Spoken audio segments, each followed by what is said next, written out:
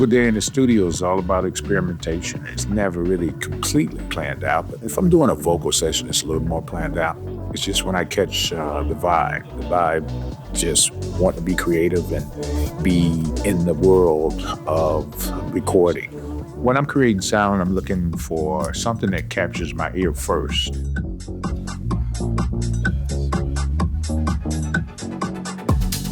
Sometimes I start out with a tone and create, but usually I start out with something that I think is interesting enough to modify and that add layers and to continue to tweak the sound design of that patch. My production setup has evolved all kind of ways over the years.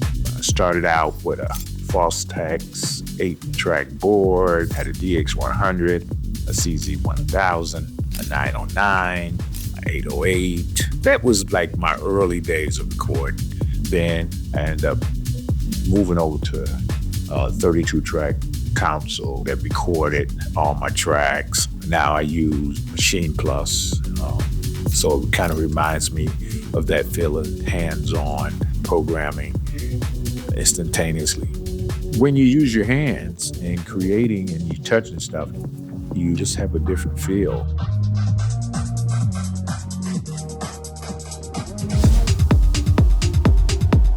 Try to teach some of the young about being able to really feel when it's right or tweak it instead of using the mouse and increments. It's different, definitely. Maschine is a one-stop workstation, especially, the Plus version, because it's a standalone. So you can just plug it up to a pair of speakers. You could be on the train, you could be on a plane. As long as you got power, you good. Here's what I've done so far. Loaded in drum sounds that came from a standard kit, but I kind of liked it, so I stuck with it. But you can replace these drums. You don't have to keep them. You can swap them out. You go through different kicks. You can move sounds around. You could sample your own sound in. So there's multiple ways to build your own kits, but it's important to build your kits that you like, that you hear it sounds right.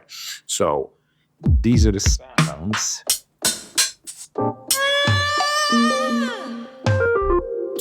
that came in this kit. And this is the rhythm that I created.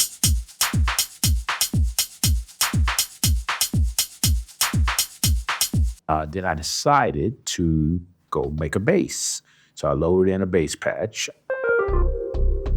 So that's the sound, right, that I use for bass. And I played it on the pads. Now you will hear the bass and the drums together.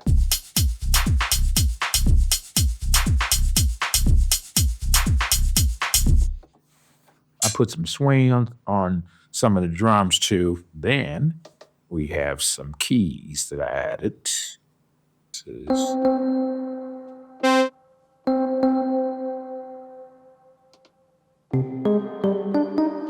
it's one of the sounds, like a keyboard sound, right?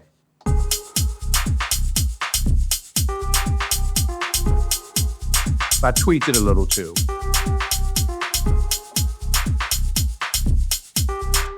So I did tweak this sound a little from what the original sound was and change it up. I did use the variation actually for this sound. Originally, we had chords that I played like a piano kind of chords, but I felt like that was a little too subtle for this type of track, even though it's got a nice dark mood. It's like 120 BPM, so it's not pumping, but I felt like it was slowing it down too much. Then I started creating patterns.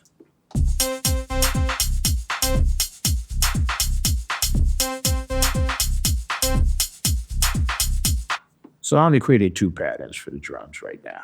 So one is like this, kind of like an intro.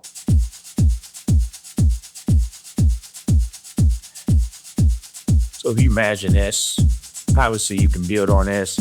I could have another pattern. I could add claps to it. So I could add claps to it, stuff like that. But what I decided to do is create a pattern that did this.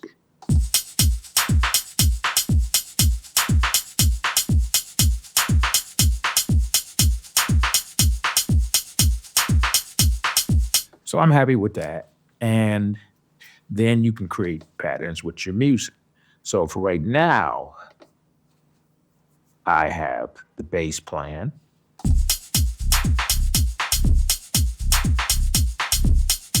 And this is just getting ideas, just getting ideas. So I'm not completely arranging it. I'm showing you snippets of arrangement, but this is how I start my process.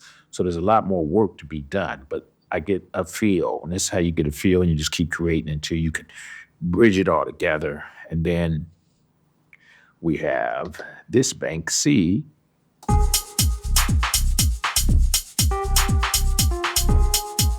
That's another section.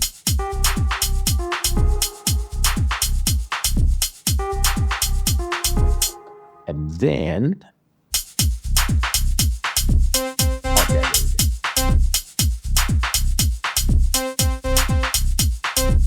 I've sidechained stuff. I put a little compression on it. I haven't really worked on the overall sound. I did a little mixing.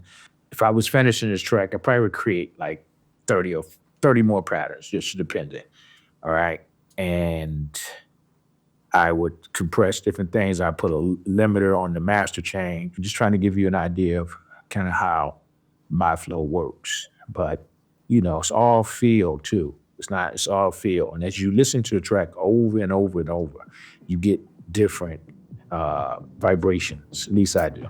And it helps me complete a track.